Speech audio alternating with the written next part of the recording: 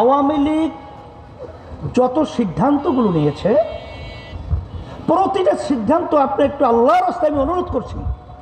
অনেক আওয়ামী লীগের আমার বাজানরা আছেন, আপনার দেশ স্বাধীন করেছেন, সেই চেতনায় আপনারা আওয়ামী লীগ করেন, কিন্তু যারা আওয়ামী লীগের নেতৃত্ব দিয়েছে ওরা দেশের জন্য রাজনীতি করে নাই, ভারতের তাবেদার হিসেবে বাংলার জমিনে রাজনীতি করেছে।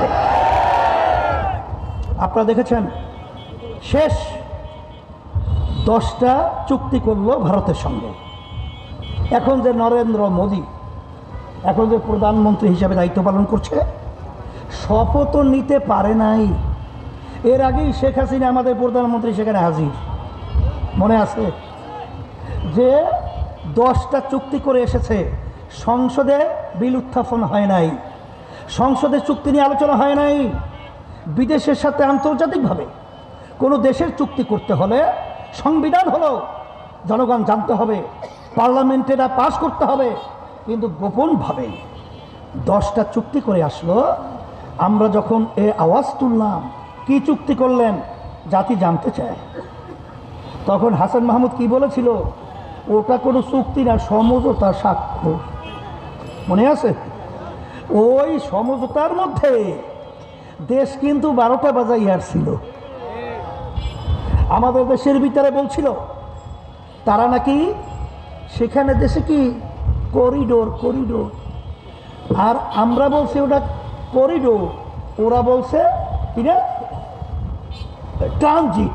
ওরা বলছে কি ট্রানজিট করিডোর কিন্তু এক জিনিস না। ট্রানজিট আন্তর্জাতিক ব্যাপারে বৈধ, কিন্তু করিডোরের ব্যাপারে কিন্তু আলোচনা আছে। ট্রানজিট বলা হয় এক রাষ্ট্রের ভিতর থেকে আপনি অন্য রাষ্ট্রে যাবেন, অন্য দেশ ব্যবহার করবেন, এইটাকে ট্রানজিট বলে। কিন্তু ভারতকে যে করিডোর দিয়েছিল প্রায় 75 না কত কিলোমিটারের মতো, সেখানে কিন্তু ভারত থেকে ঢুকে অন্য দেশে ঢোকার কোনো রাস্তা নাই। তাদের দেশ থেকে আমাদের দেশে ঢুকে তাদের দেশেই ঢোকা, অর্থাৎ করিডোর। সেখানে তারা ঢুকবে, গাড়ি নিয়ে ঢুকবে না অস্ত্র নিয়ে ঢুকবে না কি নিয়ে ঢুকবে, আমাদের দেশে কোনো সৈনিক, সেনাবাহিনী বা কেউ কোনো খবরদারিও করতে পারবে না। এই হইল ভারতের সরকার। আমি আওয়ামী লীগকে ভারতের দালাল বলি না, আমি আওয়ামী লীগকে বলি ভারতেরই সরকার। মনে আছে? বক্তব্য মনে আছে? কিছু আমাদের জাতীয় ভাই আমরা বলি জাতীয় ভাই, মানে আমরা আলেম পরিচয় দেই, তারাও আলেম পরিচয় দেয়। আমাদেরকে নিয়ে মিথ্যা অপবাদ আপনারা দিচ্ছেন, নিজে তো হারাম কবিরাগুলো করছেন। আবার যারা আপনাদের এই কথা শুনে বিশ্বাস করে, যারা বলবে, তারাও তো হারাম কবিরাগুনে লিপ্ত হবে।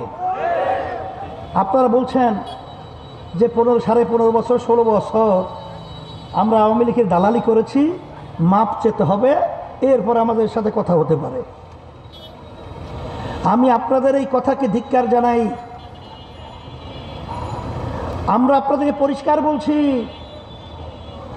আপনারা এই বক্তব্য দিয়েছেন, আল্লাহ তো আপনাদের রক্ত গোশত দেয় নাই। দেশে হলো বিএনপি আপনাদের রক্ত এবং গোশত, কথা ঠিক কিনা?